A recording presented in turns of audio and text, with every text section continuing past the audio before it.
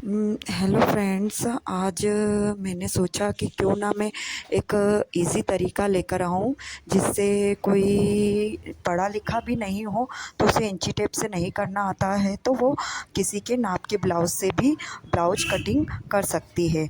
यदि किसी का ब्लाउज आपने लिया है और वो अच्छा फिटिंग का होना चाहिए और उसी की जहाँ पे ब्लाउज को या तो उल्टा रख लो और अगर अगर सीधा रखते हो तो सीधा रखकर ब्लाउज को उसके नाप पर रखकर ब्लाउज की जहाँ से सिलाई है आधा इंच ऊपर लेना है और आगे का फ्रंट में 1.5 इंच नीचे लेकर निशान लगा देना है।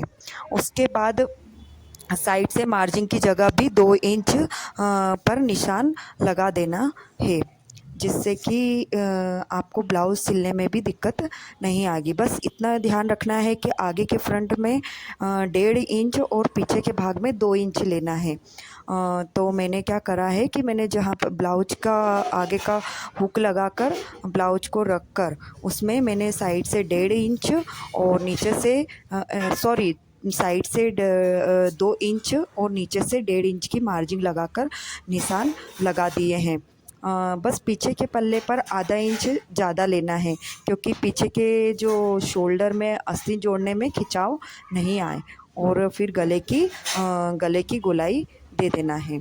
उसके बाद यदि किसी का बेल्ट वाला है तो फिर नीचे से 2.5 इंच पर बेल्ट का निशान लगा देना है।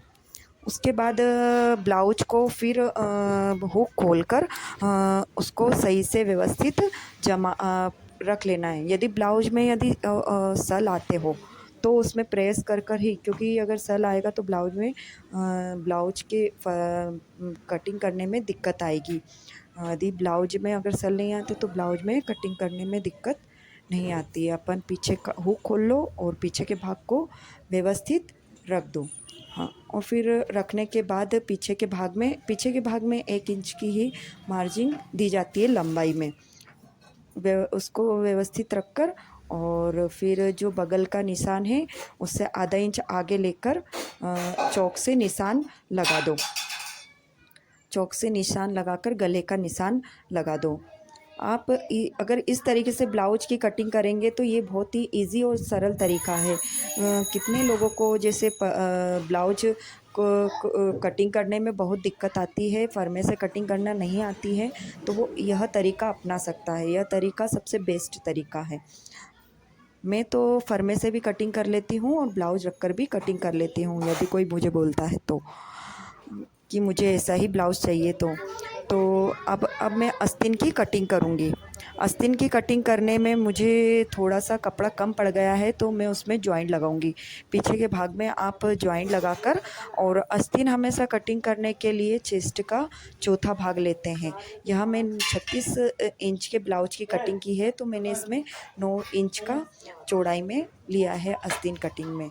उसके बाद साइड से या तो दोनों भाग का आधा करके या फिर आप 2.5 इंच पर गोलाई दे सकते हैं और लंबाई में हमेशा 1 इंच जोड़ना है आस्तीन में और फिर ऊपर से 2 या 2.5 इंच के इस पे गोलाई देकर ब्लाउज की आस्तीन की कटिंग कर लेना है। उसके बाद इसके भाग को सीधा कर लेना है और एक साइड से मछली का शेप देकर आस्तीन कटिंग कर लेना है, क्योंकि आगे के भाग में यदि तुम मछली शेप नहीं दोगे तो शोल्डर में झोल आने की दिक्कत होगी। तो इसलिए थोड़ा सा उसमें कपड़ा साइड से काट सकते हैं और नहीं तो फिर आप ब्लाउज को सिलते वक्त भी सिलाई में ले सकते